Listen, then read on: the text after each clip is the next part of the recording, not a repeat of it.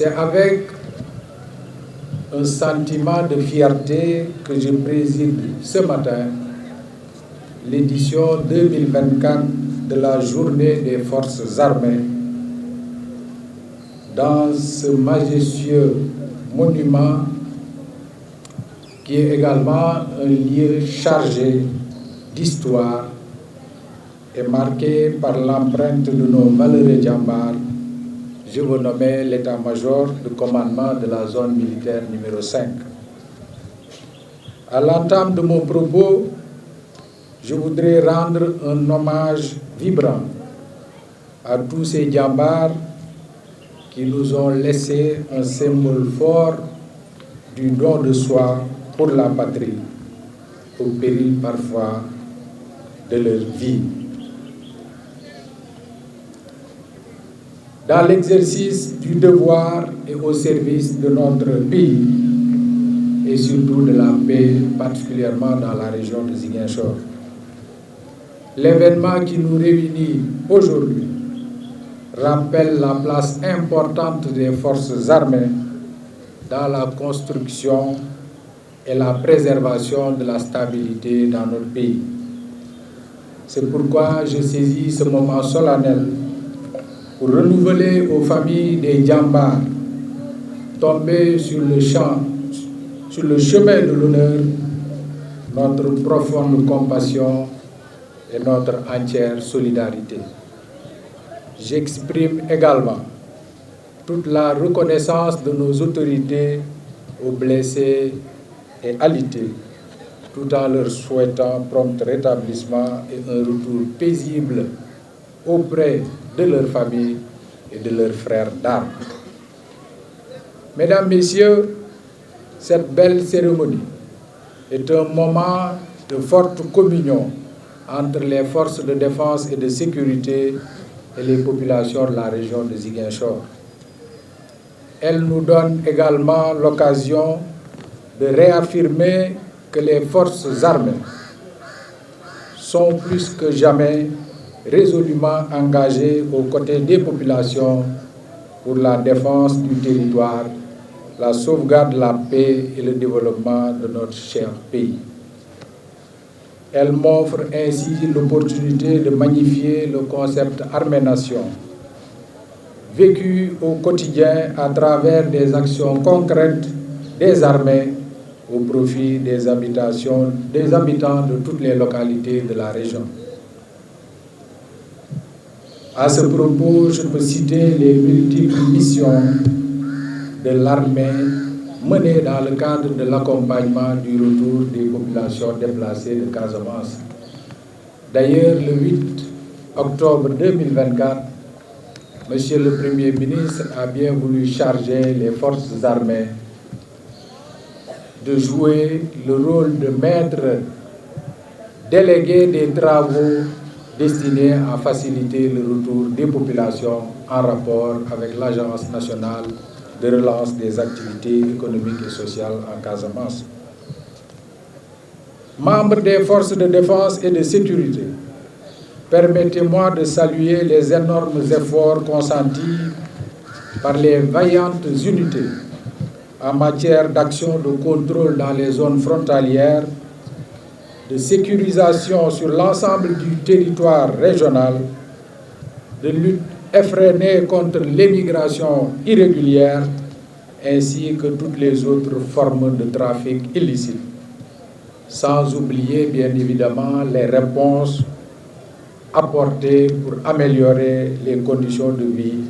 de nos concitoyens. Chers invités, le thème de la présente journée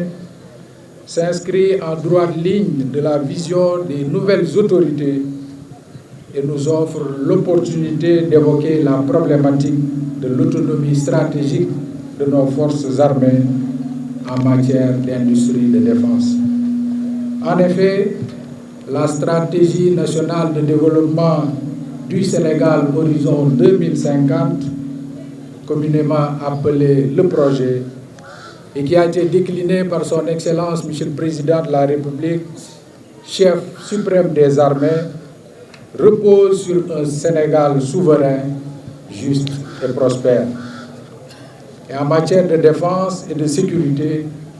cette vision indique une souveraineté à travers un dispositif sécuritaire renforcé de prévention et d'appréhension des menaces traditionnelles et émergentes, en plus d'un ordre public et d'une paix sociale garantie. Dès lors, il est aujourd'hui question de renforcer nos stratégies et moyens militaires et sécuritaires tout en affichant pleinement la souveraineté militaire totale de notre pays sur l'ensemble du territoire national. La recherche de cette souveraineté industrielle et technologique des forces armées entre naturellement dans le cadre de la concrétisation de cette ferme volonté politique. Au-delà de sa nécessité pour les armées en pleine montée en puissance, l'autonomie en matière de défense et de sécurité soulève la question du cadre stratégique et du modèle institutionnel d'une industrie nationale de défense. Vous conviendrez avec moi que pour parachever la modernisation des armées, en cours depuis plus de 20 ans, dans un contexte international caractérisé par une compétition croissante des grandes puissances autour du contrôle des chaînes d'approvisionnement de matériel et de technologies de défense, nos forces armées ont besoin de développer une autonomie en matière d'acquisition d'équipements et de services de sécurité. Pour s'en convaincre, la pandémie à Covid-19 et le conflit russo-ukrainien nous ont suffisamment montré la nécessité de développer une résilience dans ce domaine. De plus, la dépendance à l'étranger peut entraîner l'acquisition d'équipements hétéroclites avec une incohérence dans les doctrines d'emploi et une difficulté accrue dans la maintenance, rendant plus prégnant le besoin d'une industrie locale de production de services et d'équipements de défense. Mesdames, Messieurs, en choisissant le thème de cette année, les autorités souhaitent partager avec le public leur vision qui repose sur la nécessité de développer un modèle basé sur la mise en synergie des besoins et capacités des forces armées avec le potentiel du tissu industriel national. En effet, cette vision expose des domaines stratégiques tels que les services de l'intendance dans lesquels les forces armées ont déjà une expertise et une capacité de production qu'il convient d'amplifier à une échelle industrielle. Elle montre aussi qu'une architecture institutionnelle basée sur des partenariats de transfert de technologies pour développer les capacités autonomes de production d'équipements militaires plus complexes. C'est le cas, par exemple, des usines de fabrication de munitions ou de montage de véhicules militaires. Dans ce même registre, en décidant de s'appuyer sur les atouts nationaux en termes de formation, de recherche et d'innovation, les forces armées peuvent progressivement répondre de façon endogène aux besoins liés à des technologies plus avancées comme la fabrication de drones, la maîtrise des systèmes d'information et la modernisation de nos moyens aéronautiques et navals. Enfin, le thème met surtout en exergue toute la pertinence du concept armée-nation, parfaitement symbolisé par les opportunités durables qu'offre l'industrie de défense, aussi bien pour le monde civil que pour le milieu militaire. S'agissant de ce concept armée-nation, comme je l'ai indiqué tout à l'heure, l'armée, au même titre que les autres services, a été engagée à tout mettre en œuvre, non seulement pour assurer le retour dans des conditions de sécurité optimales,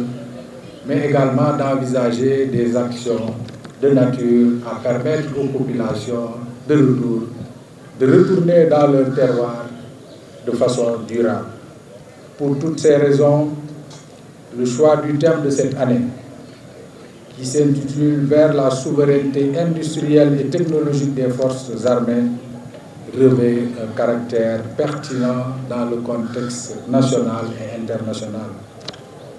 Mesdames, Messieurs, honorables invités, pour terminer, je tiens tout particulièrement à adresser mes chaleureuses félicitations au colonel commandant la zone militaire numéro 5, maître d'œuvre de cette belle cérémonie, au colonel commandant la Légion de gendarmerie de Ziguinchor, ainsi qu'à tous les responsables de toutes les unités des forces de défense et de sécurité qui ont pris part à la journée des forces armées et qui nous ont gratifiés de cette belle prestation. Je tiens également à remercier les distingués invités et le nombreux public ici présent qui ont contribué à donner à cet événement un cachet populaire conformément aux souhaits de nos plus hautes autorités. Je vous remercie de votre aimable attention. Une section spéciale engagée pour les missions de sécurisation de la zone. La section est sous les ordres du lieutenant Mohamed Sen.